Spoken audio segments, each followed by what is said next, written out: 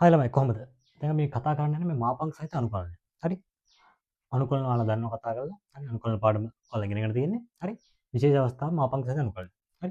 කොහොමද මේ වගේ විසඳන්නේ? හරි? අපි මාපංක අපිට භාවිත කරලා තියෙන මාපංක අසමානතා පාඩමේ. හරි? ඒකෙන් ඔයාලා දන්නවා කොහොමද මාපංකයක අර්ථ දක්වන්න කියලා. දැන් මේ වගේ ගණක් ආපු ගමන් හරිද? මුලින්ම මාපංකයේ අර්ථ දක්වාගෙන ඉන්න. මාපංකයේ අර්ථ දක්වුවාට පස්සේ ගාන පැහැදිලිව පේනවා මොකද්ද අතර තියෙන්නේ කියලා. හරි? ඔන්න x ඍණ 5ගේ මාපංකයේ තියෙනවා මාපංක අර්ථ දැක්කොත් එහෙම කොහොමද මේක? මාපංක අර්ථ දැක්කොත් එහෙම මේක අපිට මෙයා බිඳුව හෝ මේ මාපංකය ඇතුළේ බිඳුව හෝ ධන වෙන්න නම් x ට මොනවා ගියන්ද එන්නවා. හරි? ඍණ එන්නේ මොනවා ගියන් ආවොත්. හරි? එහෙමනේ අපි මෙයා අර්ථ දක්වන්නේ. හරි? මෙයා අර්ථ දැක්කොත් එහෙම කොහොමද එන්නේ? කොහොමද එන්නේ? හරි? මෙතෙන් අපිට ධන එනවා. ධන එනවා. x ට මොනවා වගේ ගියන් ආවොත්ද? x ට මොනවා වගේ ගියන් ආවොත්ද? මෙන්න x ඍණ 5 කියන එක ධන වෙනවා. මොන වගේ ගියන් ආවොත්ද? මෙතෙන්ට x 5ට සමානයි හෝ 5ට සමානයි හෝ එහෙම නැත්නම් 5ට වැඩි ගියන් ආවොත්. හරි? ධන හෝ බිංදුව මෙන්න මේ අවස්ථා දෙක වෙනවා. හරි? ඒතර මෙයා අනිත් පැත්ත මෙයා ඍණ වෙනවා. මෙයා ඍණ වෙනවා. x ට 5ට වඩා අඩුව ගියා ආවොත්. ඔන්න මාපංකය අත් දැක්කුවා. හරි? ඒතර දැන් මේක හැටියට බලන්න මේකේ මේ පහළ සීමාව ඉහළ සීමාව. නිශ්චිත අනුකලනයන් පහළ සීමාව ඍණ 1 තියෙනවා ඉහළ සීමාව උඩ සීමාව තියෙනවා 3. හරි. ඒතකොට ඍණ 1 කියන 3 දක්වා අගයන් ආදේශ අයිති වෙන්නේ 5ට වඩා වැඩි සංඛ්‍යාවකටද 5ට වඩා අඩු සංඛ්‍යාවකටද? 5ට වඩා අඩු සංඛ්‍යාවකටද? එහෙනම් මේකේ හැටියට උත්තරේ එන්නේ කවුද? හරි මේකේ. මෙහෙම අගයක් එන්න ළමයි x ඍණ 5 කිව්වම අපි මෙයාට එළියට එන්නේ මෙහෙම අගයක්. හරි. මෙයාව ඇති මෙහෙම තමයි ලියන්නේ. හරි. මෙහෙම තමයි ලියන්නේ. අපි එහෙම ලියමු.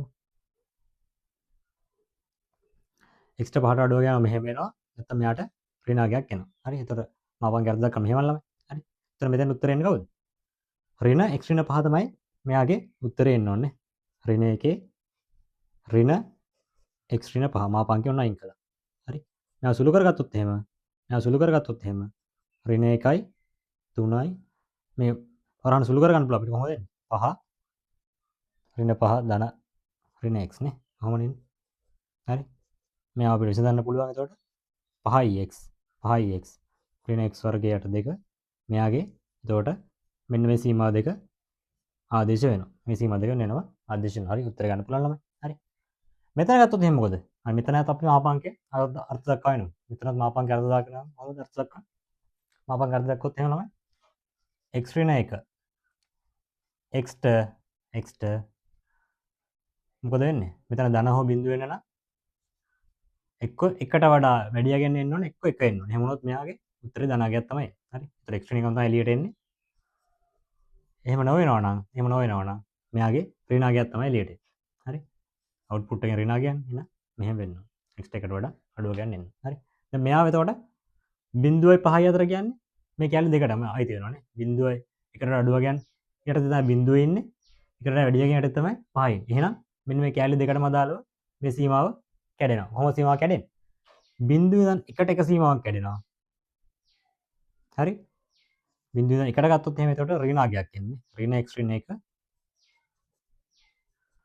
ඊට පස්සේ එකේ ඉඳන් 5ට තව සීමාවක් කැඩෙනවා.